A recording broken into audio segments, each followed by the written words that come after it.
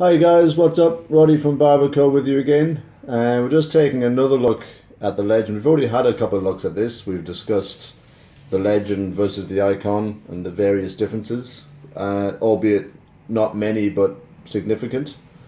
And we've discussed the fact that the legend and the icon motors are very similar, and the main reason that you would change over to a legend from an icon is mainly for fading. So looking at square on the blade, we have longer teeth for a greater feed of hair. And then when you look sideways, we've got a finer point on the blade and a smoother run down to the point. They're a bit similar to the balding blade, but the balding blade is purely for removing hair completely from the scalp because there's virtually no feed at all on the blade. So you can't fade with that blade, but you can certainly fade with this. Look at the arcing of the taper adjustment lever. Actually arcs to below the level of the base plate of the clipper. And if we compare that to the icon, just quickly, which we've touched on this already in a previous video, but in this video we're just gonna watch it in action. If you look at both and we arc the legend back and we arc the icon back, the lever doesn't go back as far as the legend. So benefit of that is for fading, and we're going to do a fade in our model now. We're going to run the blade right up in its fully open position, and then we're going to come back and fade it down and fade it down and fade it down till we can get to a zero cut. And that is the purpose and the reason for changing over from the icon to the legend.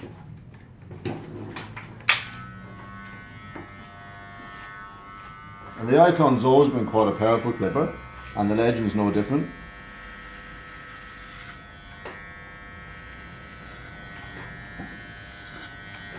And you know, it doesn't pull at all. It actually cuts really smoothly.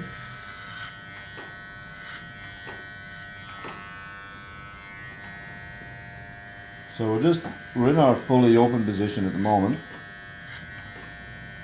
and we're just marking in our overall, like the length that we want the hair to be at the top of the fade.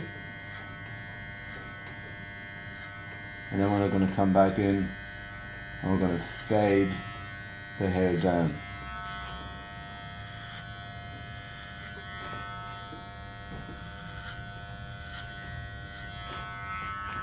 So I'm going to adjust it in probably subtly, but 20% off.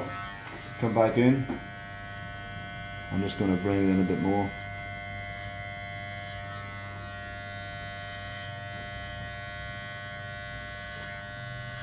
Always flicking the clipper away from the scalp at the point where you want to blend in to the longer length. Always flick up and past. Don't flick up and come back out. You also want to flick up and away.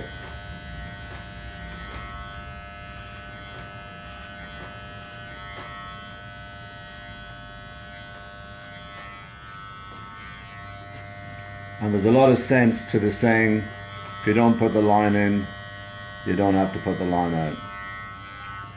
So then coming from that halfway point, we're just going to go a little bit more. We're still not in the closed position.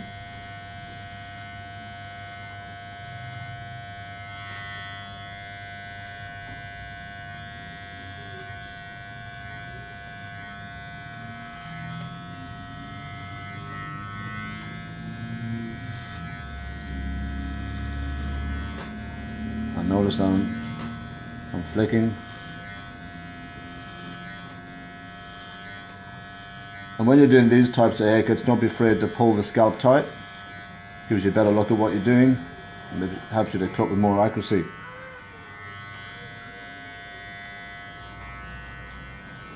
And this fade is looking pretty awesome actually. I'm down to the zero position now. I'm just fading off around the hairline.